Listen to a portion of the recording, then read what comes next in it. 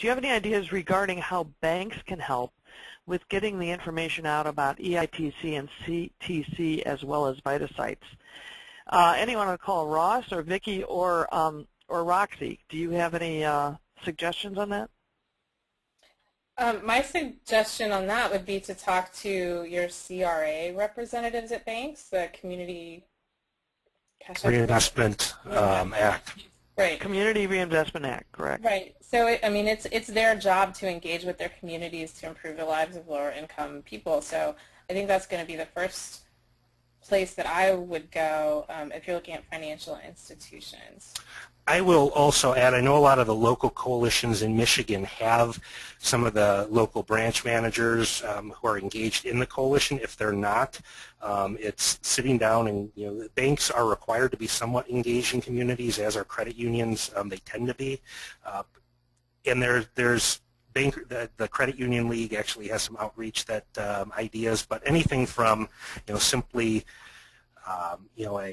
if they're still doing mailing statements, a stuffer in there, or things on their website, emails to their members. There's a bunch of different ways that can be engaged that's similar to the way a business or even a lawmaker engages their voters in EITC outreach. It's the case to make is you're helping get money in the pockets of these folks, and as a bank with low-income members or clients, this is helping them get more money that can then go into their bank account. And another way that you might look at it too is if you're already engaged in the EITC and the tax prep work, is trying to organize an event, or they refer to Super Saturdays a lot, where you invite other community agencies who maybe do benefit screening. You can invite your financial institutions, especially those who have programs to work with lower income people who've maybe been in banking trouble before, like second chance accounts, that sort of thing. So you might engage them around events. And actually, thank you for mentioning that. My colleague would be very upset if I didn't say. We do statewide an event the last Saturday in January called Show Me the Money Day, and that is exactly what was mentioned. It's kind of like a Super Saturday, but on steroids a little bit, and banks are really involved in that from a funding, marketing. If you go to showmethemoneyday.org, there's information there in a toolkit, or you can email me as well, and I'm happy to provide you more information on that. But that's a great way. And don't schedule it during a basketball game, right, Ross? Yes, yes. Although I'll tell you one of my favorite, this is Janet again, one of my favorite stories about a Super Saturday or a Super whatever, and for those of you who aren't familiar with that concept, it's sort of like scheduling a whole day, almost like a festival with a lot of activities where you also do EITC. It was a, oh gosh, I think it was a community in Illinois that actually scheduled it on Super Bowl Sunday, and they had a community gathering using the Super Bowl, which they showed on a big screen. And so they had whole families come. They had activities for the kids. This was in a rural location. They had activities for the kids. They had the game on. They had food. But they also had EITC tax preparers, which is another interesting way of thinking about how do you use something that, and everyone goes, so no one feels strange about, oh, I'm going to get my tax preparer, because everyone's there and anyone can do it. So it's just sort of like I know Roxy in our first session in the first hour said one of the things you want to do is get creative, and I really encourage you to do that. The other thing about a bank, you can go in and talk to the bank people and say, this is what we're doing, how can you help? And they may have ideas, about how they can help, and so make them part of the brainstorming around how they can help can be a really good thing. We have another question, Ross, from Laura Stevens asking, did you have any security concerns with emailing or faxing confidential tax forms to other sites? Any lessons learned from that process aside from needing a very, very good internet connection? Well, we actually, the pilot that took place last year, it was a very small pilot, and it was video conferencing, so it wasn't an issue of emailing. The emailing, there's a site that's going to be doing some drop-off locations this year. Yes, there are some concerns. I know the IRS has some requirements and things you need to look at. What What I can say is, for me, the video conferencing, this is what I can speak more to because that's what we had piloted here, was that was a secure connection. And Tom Richardson with Van Buren Intermediate School District was actually surprised when the IRS had originally talked to him, Skype, or because those aren't as secure. But yeah, I mean that is a concern. There are safeguards that need to be taken place. I think that's something, and maybe Vicki can chime in there too. But it's following the protocols that the IRS sets. Yeah, and virtual VITA is not something that our coalition has done, but it's certainly something that we're looking toward. And a webinar that I was a participant on recently was talking about virtual VITA and the use of web-based file hosting sites. One of them, I believe, is called Dropbox. And so because there'd be large files, if you're scanning a document in, that basically this website, which is secure, allows you to drop that file there and then for the person on the other end to retrieve it in a secure way. So that's, again, I don't remember the details of that. I think that might have been a National Community Tax Coalition webinar. I think that their website will help you learn a lot about sort of the nuts and bolts of that. And we can try to check into that and put that in a follow-up email to participants. The Dropbox, for those of you who don't know what it is one of those things out there in the internet cloud. It's a file sharing, sort of like sharing Google Docs or other things, but it's a secure way for you to set up a specific folder that only people you allow to share the folder can share. We have from Linda Brown in West Virginia has a suggestion. Linda, I'm going to see if I can take you off mute and see if you can actually pose the question. I've taken you off mute. Linda, can you hear me? Linda, are you there? It's not working. Linda?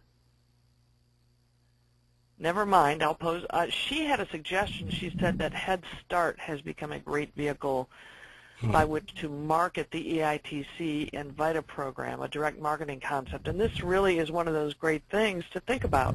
Where do people who are likely to qualify for EITC or CTC, where do they go? Where do you know you'll find a group of people who likely will qualify? And that's often Head Start parents. Mm-hmm. Do any of you, so if you go to a Head Start site and promote it there or actually put a site there, let's say you've got an event for the parents of Head Start and their children, and you actually put a VITA site there or an ad hoc site there, it can be really successful. Have you done any of that in Kentucky or Michigan that you know of? We have not. Of course, that said, some of our local agencies that are sort of get all your social services done in one place, I think that they do have links to Head Start. So they may be doing it in sort of an outreach capacity, but as far as I know, there's nobody actually doing taxes at Head Start programs here. I could be wrong, but I haven't heard about it.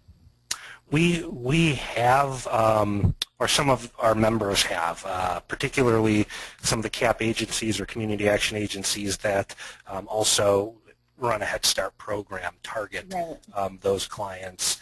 I will also say, in Michigan, it's the Department of Human Services. It's essentially our TANF or welfare agency, does food assistance, things like that. They, in the past, some of the local county branches and even the state have sent information to their clients or their recipients about EITC, where to claim it, how to claim it. We a few years ago had a little more support from our treasurer's office, but DHS, if you qualify for a public work support or benefit, you're going to qualify for EITC. You're definitely going to qualify for VITA, and getting that information out there is a great way. Yeah, and the partnerships I talked about with our Division of Community-Based Services, at a statewide level, they've helped us by putting not paycheck stuffers, but little notices on checks that go out for people who receive transportation assistance. The thing with that is that, as you all probably know, that benefits are going more and more digital, and they're wanting to do direct deposit, and so sort of the ability to send paycheck stuffers and that sort of thing I think is diminishing. But they have been a great outreach partner for us. I will say timing, though, on outreach is critical, too. If you are gearing your timing for January, you're going to be a little late. One thing that I look at all the pay preparers, and as I'm driving around where I live, and once I see them start advertising, come in and learn how to do your taxes, that's the time you need to start marketing, because that's what they're doing. And that's when people are starting to think about it. And for getting volunteers, one of our local groups actually put, their volunteer wasn't come volunteer, do something nice, help somebody do their taxes. It was learn how to do your taxes from the IRS and then volunteer. And they got tons of volunteers that way. Oh, because they were offering a service. Right. We'll teach you how to do your taxes. We'll teach you how you do your taxes, and you recruit them once you teach them. Yep. By the way, we have a comment from James Rivenbark, who's with one of the United Ways down in Mississippi, or maybe the statewide, saying that in Mississippi they have a site at a Head Start program, which obviously Linda Brown knows about over in West Virginia too. So there are examples of that. And I think next year we'll try to feature one of those. So we may be in touch with you, Linda and James, to find out what your most successful Head Start site is, rural Head Start site is. I think probably it's, and James says sounds good. He's just texted us, so that's great. So I'm going to turn it back over to Kristen to close us out, and I really just want to thank very much all of you for participating, because your questions make it much more interesting, and also thank Ross, thank Roxy, who helped us in the first session, and thank Vicki as well as Kristen, who put this all together, and Travis of our staff, who helped put it all together. So Kristen, your turn. Yes, I just want to ditto all of those thank yous. Thank you to everyone for participating. Thanks to our speakers. As we've mentioned, materials will be posted on our website, so you'll be able to find those and share those. And as you sign off today, please take 2 minutes to fill out the evaluation so that we can improve our webinars in the future. And sorry for technical difficulties today, but I think this went great. Thank you all for being here. Thank you very much. Have a great day. Thanks, everybody. Bye-bye, everybody. Bye.